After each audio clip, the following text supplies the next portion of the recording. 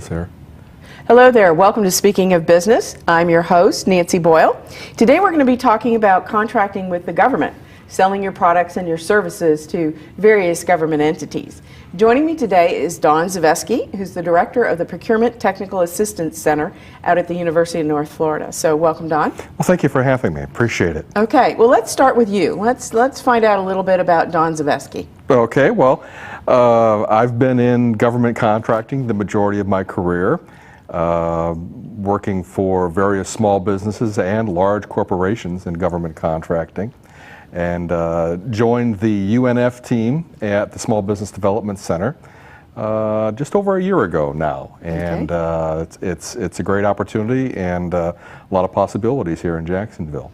Well, now let's talk about the Procurement Technical Assistance Center. If you can, that's a lot of words. It's a mouthful. It It's sure a mouthful. is. And PTAC for short. But for the benefit of our audience, perhaps you're not familiar with the term, maybe you could tell us a little bit about what PTAC does. Sure, absolutely. Well, the Procurement Technical Assistance Center, or PTAC, is actually a nationwide network of people like myself who provide assistance to companies looking to contract with the government, whether that's federal, state, or local agencies. And here at the state of Florida, we have about a dozen people like myself spread across the state who provide that support. It could be anything from getting started. I've heard about this government contracting. How do I get into it? And where do I start? We help those companies get going, to more mature companies who have been in established business for a period of time and are doing well in the commercial arena and are looking to expand their market with government contracting. We can assist them as well. Well, and I think you bring up a really good point, because, here it is, it's 2013, and, things were kind of tanking in 08 and 09 They and sure whatnot. were. And, I think a lot of businesses took a good hard look at who's my customer, what am I selling, which one of my products are profitable or not, and then started looking at kind of outside their current market to see about new markets. So are you finding that the people who are interested in government contracting, the number of those folks has expanded as a result of something like that? Oh, absolutely. I mean, that's a great observation. Entering into the government marketplace is a very sound business decision for a lot of companies to expand their market, to add that element of stability, in their business and their customer base, and it does provide great opportunities for them to also expand their capabilities. So it's a nice mixture to have a combination of both commercial clients and government clients as well, and really the two complement each other very well, in that American business is known for innovation, and the things that are developed, whether it be in the commercial marketplace, say business to business transactions or business to consumer transactions or support, or business to government transactions, those kind of innovations and developing the capabilities of business really lend themselves nicely to cross over between those two markets. In other words, the government likes to see best commercial practices brought to government contracting, and government buyers are just like you or I, any other buyer, in that their objective is to spend taxpayer dollars wisely, and to provide a good value or to purchase good value in their products or services. So if a company can bring best commercial practices, things that have proven themselves in the commercial marketplace, to the government arena, then that's a benefit to you and I as taxpayers, because those dollars are being spent well. Okay.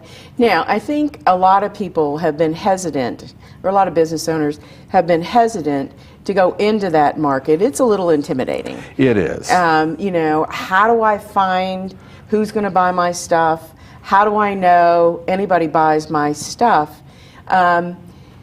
So I guess the question is, how do you know if your product or your service, because I think most people think of products, you know, immediately the first thing that comes to mind when I think procurement, I'm thinking construction-y things. Sure. You know, I'm thinking some kind of product things. But the reality is the government buys everything, right? Absolutely, you couldn't be more right. And I think, you know, the perception is a lot of times that, well, I don't provide construction, and I don't build tanks or airplanes, so I guess I have nothing to sell to the government, and nothing could be further from the truth. The government buys virtually everything, from food services, graphic design services, event support, security, to just catalogs and catalogs of commodities, you know, from computer systems and parts to, you know, hand tools, to, you know, even buying gravel and things like that for roads. So I don't think I've run across any company or any the capability of any company, whether it's in products or services, in my career, that I have not been able to identify some government Somebody need that needs it, huh? whether that's you know, whether that's at the federal level, state, or local level, and that's part of what our office, PTAC, and the SBDC provides, is helping to find those customers, those marketplaces that you know, that are the best place for businesses to look.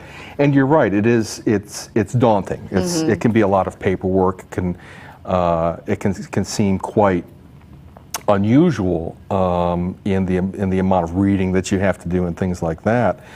But the commonality between commercial, business to business or business to consumer transactions and business to government is that you have a customer and you have a supplier.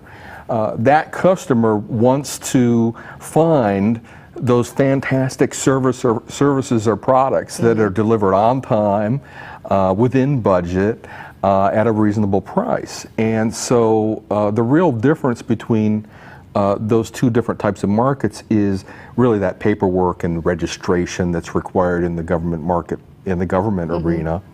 Once you get beyond that, then really the supplier-customer relationship is very similar in many ways to any other type. Well, and let me ask you this question, because you've talked about people starting into the government market. In your experience, do companies, or is it effective if somebody's just starting their business and they want to go into the government arena, or is it wiser for them to be more established in the commercial market before they move into the government arena? Great question. It really depends on the business. Okay. Getting started in government contracting, if you're brand new to business, if you've never had any exposure to the government marketplace, that's a lot to take on at one time. And one of the best ways that I've seen companies who want to enter into the government marketplace is to consider potential subcontracting opportunities to those who are already doing the work. And it's a good way to get in. It's a more rapid entry into the government arena. And it's more akin to a business-to-business kind of relationship model that many people are used to on the commercial marketplace. But it really depends, and that's a big part of what we do at SBDC is, you know, we sit down with people. We sit down with people in the community, business people. And we ask a lot of questions, and we do a lot of listening to try and understand, what their objectives are, what their capabilities are, and what's the value of the company ultimately to the customer. And then we brainstorm together with that client to map out some viable options for them to consider in developing their business. So I guess my answer to your question is sometimes it's a good place to start. It depends on the company, and that's where we come in to try and help them. Yeah, I wasn't sure if maybe, there's, without it being an official regulation, but more of a kind of unwritten thing that government entities really would prefer to deal with businesses who have at least established themselves a little bit and that are not like brand new right out of the box kind of thing. You're absolutely right. You're absolutely right. And I'm a big proponent of a mixture in that I think it's good to obviously lay that foundation of a business down with developing a good commercial customer base, and to augment that with government customers, government agencies, and you're right out of the box, just getting started. There's a little bit of a, you don't have a track record, I guess is where I was going with this. That's right. You're not a proven entity, okay? 30 years ago when I had two customers, the IRS and the Navy, huge customers in the copier business. And, but the company that I worked for started in West Palm Beach, and they'd been established for probably 20 years before we came up to Jacksonville and purchased a dealership up here. And it was back in the day where you had to have every T crossed, every I dotted, and if there was anything out of whack, you weren't going to get paid for a while because, And that hasn't changed. That still remains, that you have to be very, very, pay a lot of attention to the details of this business. But back in those days, all the decisions were based on price. Yes. And there were not any other factors really considered. And certainly, there were a lot of war stories about whether it was a department or a whole government entity getting the shaft kind of because somebody lowballed it, and then, oh, by the way, we have all these cost overruns. So in this day and age, is price the only factor, or are there other factors that are being considered, like reliability, like established in the community, like, on time, on budget? Are those factors being considered, I guess is really what I'm asking. Sure, and they always are, to one extent or another. It really depends on the sector, the market sector you're in. There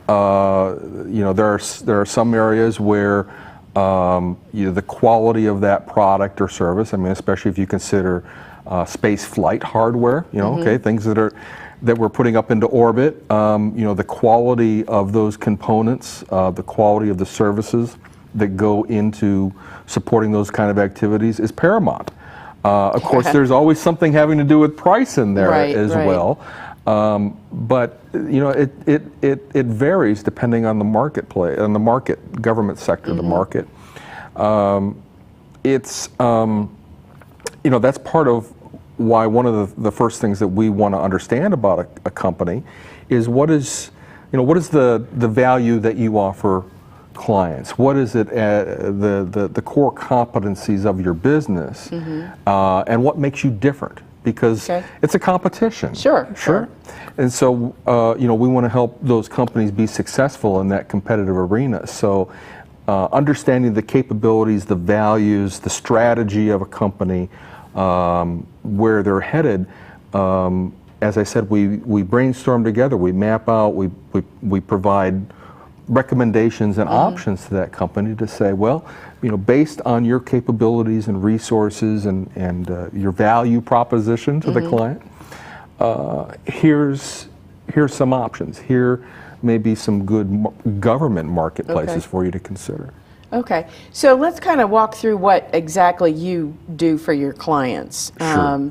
We've talked about sitting down and talking to them one-on-one, but Do you offer training programs? Are there different events that people can go to and learn more? Sure. So let's talk a little bit about that. Sure.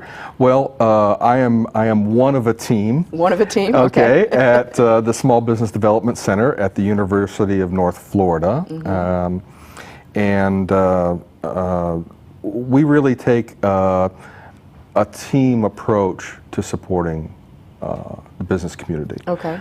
My particular expertise is in government contracting. However, we have people in the office, as you know, who have a wide variety of expertise, and there are people in the office who have a great background in, say, marketing or import-export, agricultural, IT, business startups, and on and on. So a client comes in, we offer that one-on-one consulting service, which, may I add, is at no cost to that client, no Okay. obligation there. We are a public service to the business community.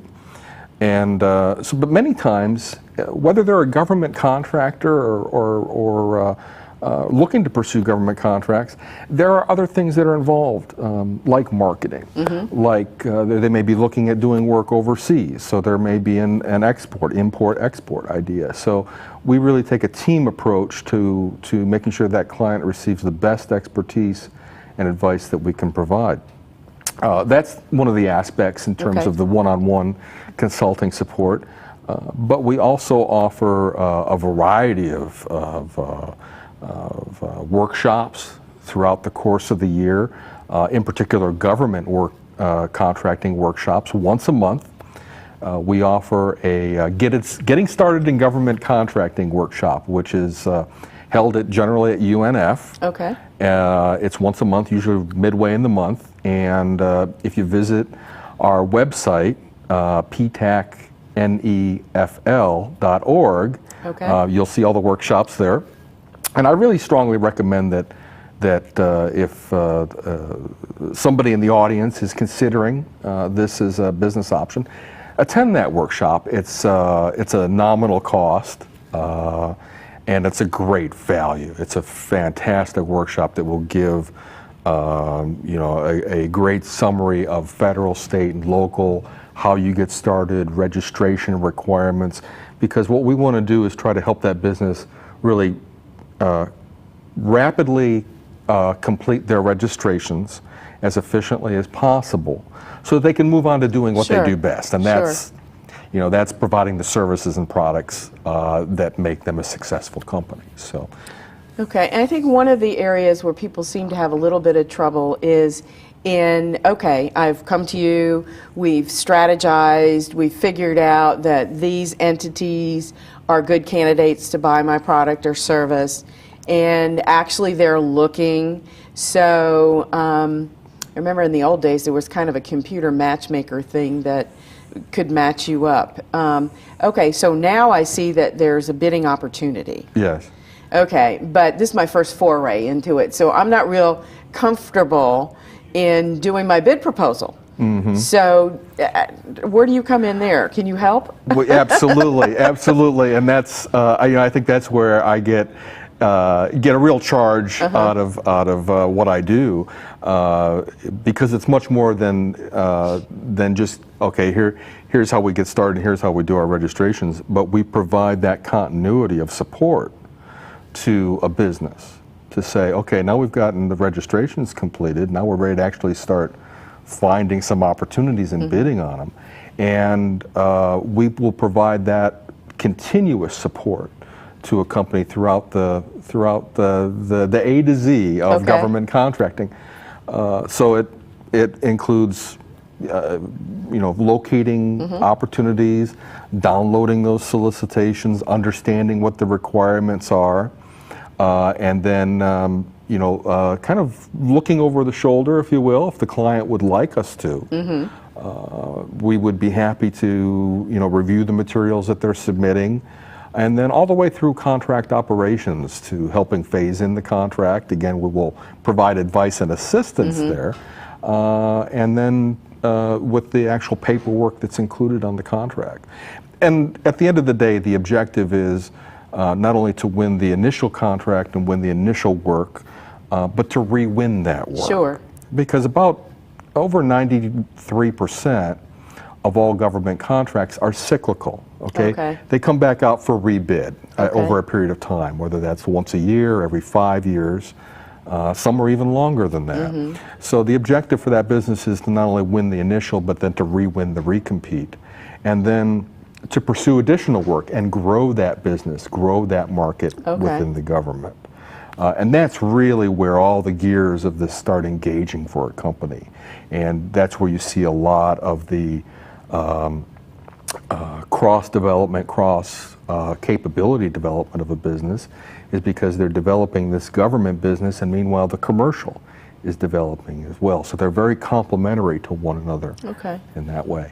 Now, are there any funding programs? Because I know, getting the money, okay, I got the bid, I won the job, but now I got to buy stuff in order to fulfill my obligation, and maybe my cash flow isn't, because we're coming out of some tough economic times. So are there any sort of funding programs that can assist in an organization who's at that point? Yes, and that's the Small Business Administration, or SBA, offers quite a variety of different options for funding small businesses that are very, very friendly to those kind of circumstances, and helping a business get going. But I think it's important that in pursuing these initial contracts, because there can be some financial obligations and financial risk, quite frankly, that a company stay within an area that it's actually capable of supporting. And Okay. I think a lot of the hype, if you will, with government contracting is we hear on the media, millions, multi-millions of dollars in government contracting. Well, not everybody starts there. Yeah, I'm sure. I'm sure that's true. So you start with what you can handle, Okay. and if that's just a few employees, a handful of employees, or small orders at first, or like I said, subcontracting opportunities. Start with what you can handle. You build what they call past performance, which Okay. is essentially your corporate resume in government contracting is your past performance. And you slowly build that over time, and before you know it, you'll actually be looking at some of those larger contracts and be capable of pursuing them. Now, are there any events? I know years ago when I was working more in procurement, we would have these matchmaker events. Are there any events that you're aware of that people who are thinking about this can go and meet buyers and, aside from working with you? Sure. There are constantly events going on, not only around the state, but we're really in a great geographic location here in Jacksonville, because obviously it's not that far to Washington or Atlanta. Quite a few activities happen down in Orlando. Being in Florida is a good place to be, because especially if you're looking in February and you want to conduct a conference, and you're sitting up in Washington or Baltimore, Florida looks like a good place to come. So you can find a lot of those kind of conferences in this area, in Orlando and Tampa, usually in the spring. Best place to identify those is on our website. Okay. Actually, we provide a calendar of upcoming events, and also on the state PTAC website, which is fptac.org. Okay. We'll provide a link to not only ourselves here at UNF, but all the PTAC and SBDC locations throughout the state of Florida. So those are good places to look for opportunities. But yes, constantly there's always Okay. something going on. Now, are there any organizations, almost like professional industry association type organizations that people can get involved with? Yes, absolutely. And that in itself can be a little confusing at times, because there are so many organizations. it's important to choose wisely what you join. Generally, most of the organizations are pretty affordable for people. Usually around $100 a year are the costs to join. One of the best organizations, I think, for somebody looking to get into government contracting is the Association of Proposal Management Professionals. Okay. And it's a international corporation, Okay. or international organization, excuse me. And you get very good exposure to both large companies and small businesses. And as the name would imply, it's primarily for those working on proposals and business development and responding to solicitations, and great workshops, great activities, great resources online. But then there's the, if you're in engineering, there's the Engineers Society of America. Okay. Then there are local and regional associations as well. And that's actually part of what we do, is we will make those recommendations and Okay. and understanding of business and say, well, maybe these are some good. Go check it out. Join up and see how it goes. Another great networking opportunity is actually going to bidders tours. Okay. When a solicitation is posted, whether it's the federal, state, or local government, they conduct what they call a bidders tour. So that's an opportunity where anybody interested in pursuing that contract can come in, take a look at what the requirements are, ask questions, Okay. and obviously a great chance to pass out business cards. And even if you're not pursuing the contract directly as what they call a prime contractor, that's where you meet prime contractors. So that's also a good subcontracting. Okay. Now, you mentioned earlier there's no charge for the consulting that you do. Right. How are you funded? We're actually funded through public dollars. Okay. My funding comes from a combination of federal and state, and then the SBDC is also publicly funded. And that's why our services are at no cost to our clients. Okay. Before we run out of time, any tips that you might have for somebody who's thinking about entering this arena? Good question. I think patience is a good thing to keep in mind. It just like any other business development activity, developing a footprint in the marketplace, it takes some tenacity. It's not going to happen overnight. It is a competitive arena. There are others that are in pursuit of those opportunities.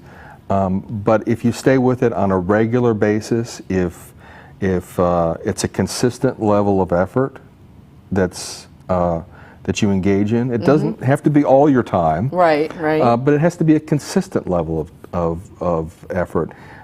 Is really a good way to start. And I think the real rewarding thing in supporting any kind of government, federal, state, or local, is that you're really supporting our communities, is what it comes down to. And whether it's the infrastructure, transportation systems, research, environment, if you're doing things with the EPA or national defense, you're really supporting our communities. So business is business, but this kind of business is supporting our communities. And it's a very, very rewarding and gratifying way to build your business. Okay. Well, Don, we just ran out of time. So I want to thank you very much for joining me today. You in the audience, remember, if you're interested in contracting with the government, go to www.ptacnefl.org and come back next time when we'll be speaking of business. Bye now.